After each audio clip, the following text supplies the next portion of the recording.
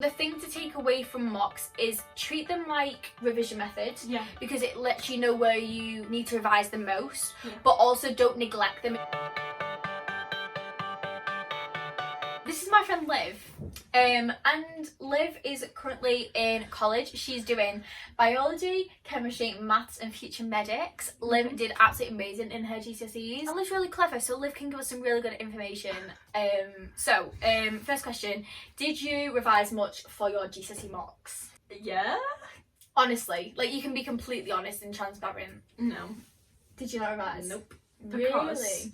I don't copy this because this It's useful to know though. Yeah, this probably isn't the best method, but what I thought was, if I don't, because we'd been doing a lot of work, like, if it's different for GCSEs because you revise for so long, so it's not fresh in your mind as much. So if I don't revise and I do my mocks, then I'll know the areas naturally I'm stronger at. Yeah, and that's quite clever. In like certain subjects for which ones I get higher. Yeah. And for certain like topics.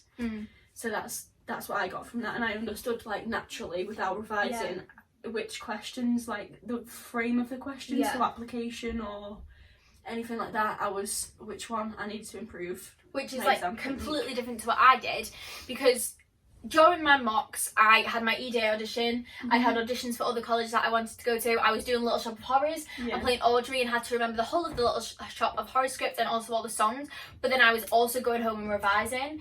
And I think even though I was revising, because I was so focused on doing Little Shop of Horrors and auditioning, and I was trying to remember audition songs, monologues, dances, I feel like all of the time I spent revising, I probably forgot by the time I'd done my GCSEs, because I'd been focused on so many other things. So I think the thing to take away from mocks is treat them like revision methods, because it lets you know where you need to revise the most, but also don't neglect them and don't revise at all. Like, try and just do bits of revision like every single night. Like, it helps so much to do like an hour every single night than to try and like cram revision into 12 hours on a Saturday. Like, I didn't do completely none. I did some for the... And we were still doing revision in class. Yeah, like I did it for the main subjects like science, that kind of thing. I didn't do none. Yeah. I just didn't properly I wasn't like revise. And that always also ties into like, was it a stressful time, and do you think GCSE mocks are useful? I don't mind exams that much. Yeah. Which I'm lucky in that way.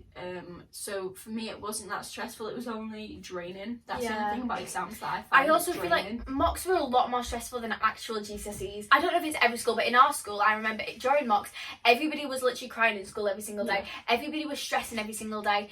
But when it came to GCSEs, I didn't see one person cry. I didn't see one person stress. Everyone was so chill. And about GCSE mocks being useful, I definitely think they are so useful. And I think if we hadn't have had GCSE mocks, it would have made our GCSEs so much more stressful, and people probably would have cried and would have had mental breakdowns, and it would have been so much worse than it was. Because you get all of that. That's why you get it out the way. Yeah.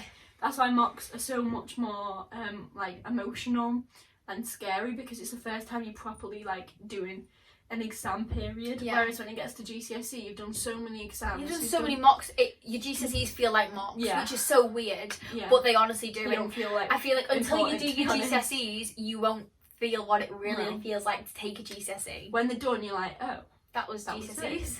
But that's not us saying don't revise for GCSEs, because we put in so much work for GCSEs, and even if you want to pass a GCSE you have to put in so much work and time and hard, because you don't know what questions are going to come up. Like, for instance, in sciences I've been getting 7s and 8s all year, but when it came to my actual GCSEs I got 4 and 5s, just because of those questions that came up, the topics, the application questions were completely different. Like, it's so weird. That's like how you were talking about mocks, how you did in maths compared to how you did in GCSE.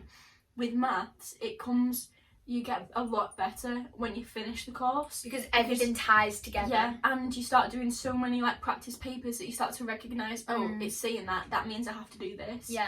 So I was struggling with maths a lot, to be honest. I was only getting 5s, 6s maybe in mocks, I think. But then in actual GCSE I got an 8, so mine rocketed. So don't. What you need to do is don't think if you don't do well on mocks, I won't do well in GCSE, or you can't do exams or anything like that. Don't let it dishearten you, because you that gives you a time to improve. Yeah. Would you advise current year 11s do lots of revision for the mock exams? I think we've kind of covered this, like, start do a little bit now, but don't stress yourself it. out and overdo it. But just now get yourself into the habit of revising subjects every night, so that when you get to GCSE you're only remembering and going over notes rather than making notes. Yeah, that was my biggest downfall. Definitely. I think if I'd have finished all my notes by the end of the course, so like maybe after you have a lesson, that's what I've always said.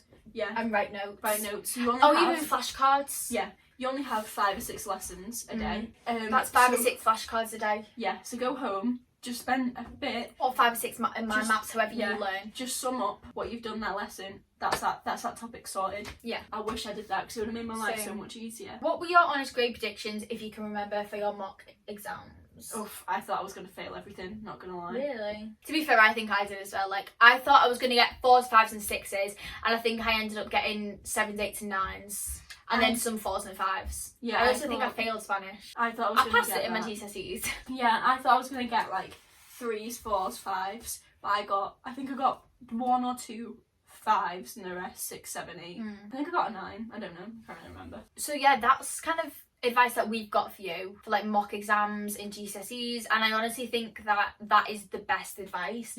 Like if somebody could tell me that in the position I was in this time last year, it would have been so helpful to know.